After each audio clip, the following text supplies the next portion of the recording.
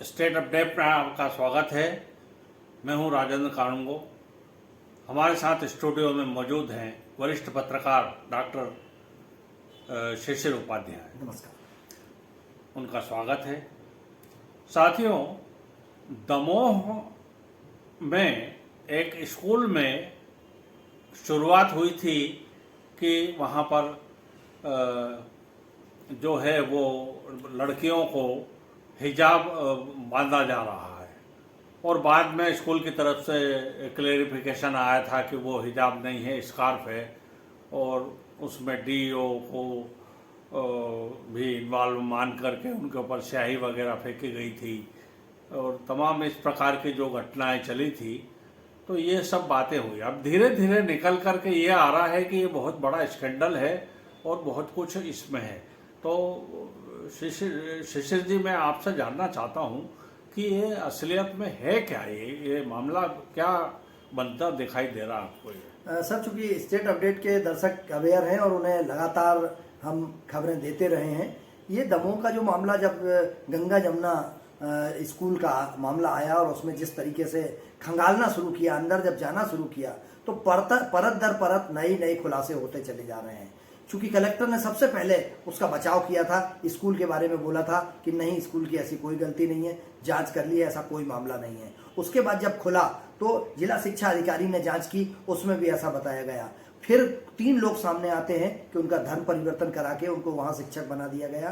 3 महिलाएं उसी स्कूल में काम करती हैं। फिर कुछ बच्चे सामने आते हैं जो ये कहते हैं कि हमें नमाज पढ़ाई जाती थी, हमें कुरान की आयतें पढ़ाई जाती थी। और अगर इस तरीके से उनके साथ किया जा रहा था तो सबसे पहला प्रश्न चिन्ह, तो हमारे दर्शक भी ये जान रहे होंगे कि सबसे पहला प्रश्न चिन्ह है कि लंबे समय से जिनके बच्चे पढ़ रहे थे, अगर वो घर में आयतें याद करते थे, उर्दू के नमाज पढ़ाते थे, तो उन्होंने क्या अपने घर में नहीं बताया? क्या वो अपने घर में परिवार को नहीं बताते थे? और अगर परिवार को बताते थे तो क्या ये सबकी जानकारी में आराम से चल रहा था? 20 साल से मध्य प्रदेश में भारतीय जनता पार्टी की सरकार है और इस 20 साल में लगभग 18 साल मध्य प्रदेश के मुख्यमंत्री शिवराज सिंह चौहान जी हैं।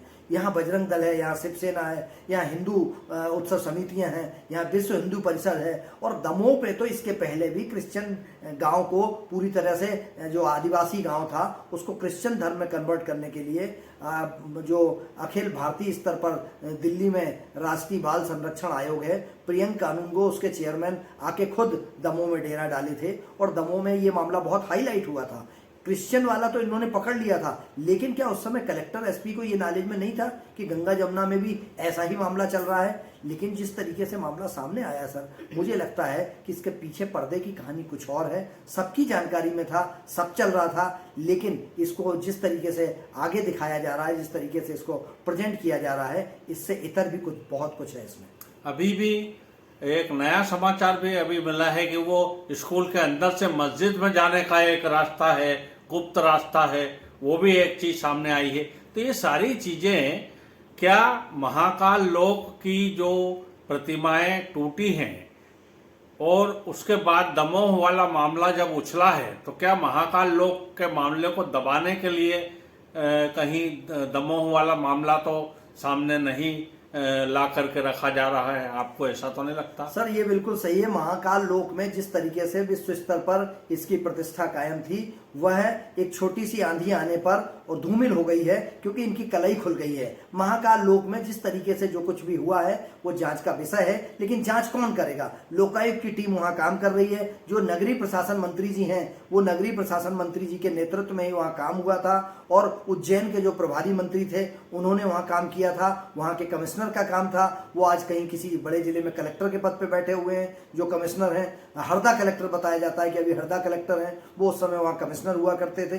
तो ये सारे मामलों में एक दूसरे को बचाने के लिए इस लोकायुक्त की टीम वहां जब गई और स्वतः संज्ञान लिया, सर आपकी जानकारी में हमारे दर्शकों को भी होगा, अखबारों में जब ये छपा तो लोकायुक्त महोदय ने स्वतः संज्ञान लिया। उन्होंने कहा कि जल्द से जल्द इस पर कार्रवाई की जाए और उसके पूरे टेंडर और सारी जानकारी बुलाई है। अब सरकार उसमें क्या छुपाना चाहती है, क्या बचाना चाहती है? हालांकि जब भूपेंद्र सिंह जी नगरीय प्रशासन मंत्री आए थे, उन्होंने कहा था किसी की कोई गलती नहीं है और कोई भ्रष्टाचार नहीं हुआ है। अगर कांग्रेस आरोप लगा रही है तो वो सिद्ध करे। अगर भ्रष्टाचार नहीं हुआ है तो इतना करोड़ों रुपए खर्च करने के बाद एक हल्की सी आंधी में वो गिर क्यों गए सप्तऋषि। और बहुत सारी शिव जी की मूर्ति की छाती में दरार है, उनके मस्तक में दरार है, बहुत सारी मूर्तियां तहस नहस हो गई हैं जो नए सिरे से बनाई जाएगी। तो क्या इसमें कुछ अंदर खाने था? और जो हाईलाइट हो रहा था, सरकार की छवि खराब हो रही थी, क्योंकि आपको याद होगा सर कि इसके पहले ओमकारेश्वर में भी कई सौ करोड़ रुपए का ऐसा ही लोक बनाया जा रहा है। अभी माननीय मुख्यमंत्री जी ने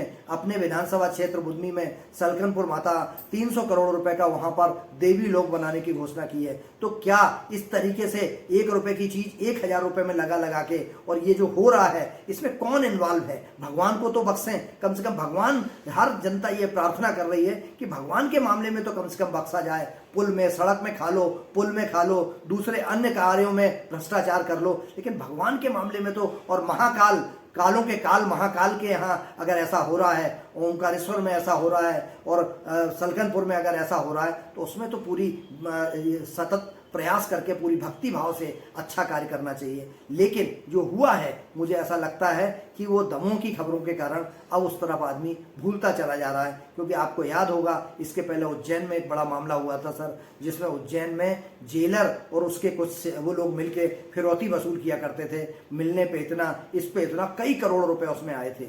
वो मामला दबाने के लिए कोई दूसरा मामला हाईलाइट हुआ था, आज तक उसका पता नहीं है जांच हुई कि नहीं हुई। फिर आया पुलिस हाउसिंग बोर्ड की एक इंजीनियर के घर में करोड़ों रुपए की संपत्ति मिलती है, उसमें भी बहुत बड़े बड़े अधिकारी इन्वॉल्व थे, उसको दबाने, अब वो मामला भी गायब हो गया, कहाँ है, कहाँ जांच हो रही है, कुछ पता नहीं है। उस पर ना तो हमारे ईमानदार ऑनेस्ट अधिकारी और मंत्रियों ने एक शब्द भी नहीं बोला है। अब ये दमों वाला मामला है, और इसको जब ये बहुत ज्यादा इसमें इनको ही नुकसान होने लगेगा, तो क्योंकि जनता पूछ रही है कि 20 साल से आपने क्या किया, उस स्कूल में अंदर आपका सिस्टम क्यों नहीं चेक करने गया? और दूसरे छोटे छोटे स्कूलों में तो मैदान देखा जाता है, हर चीज चेक की जाती है, तो गंगा जमुना स्कूल में क्यों नहीं चेक किया गया?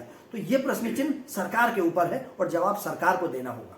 बिल्कुल, गंगा जमुना नाम जो है वो इतना पवित्र नाम रखा गया, और उस स्कूल में कांड कुछ अलग प्रकार का हो रहा है, और ये अब उजागर हो रहा है चुनाव के समय। ऐसा तमाम प्रकार के प्रश्न चिन्ह हैं जिनका जवाब जनता मांग रही है। अब देखते हैं आने वाले समय में क्या क्या चीज़ें सामने आती है। और साथियों, ये अभी का जो वीडियो है स्टेट अपडेट का, आपको कैसा लगा? आप इस चर्चा को कितना पसंद कर रहे हैं, तो इसको आप लाइक कीजिए, शेयर कीजिए, और इसको जो है सब्सक्राइब कीजिए, और हमको, मुझे और डॉक्टर शिशिर उपाध्याय दोनों को आज्ञा दीजिए। नमस्कार।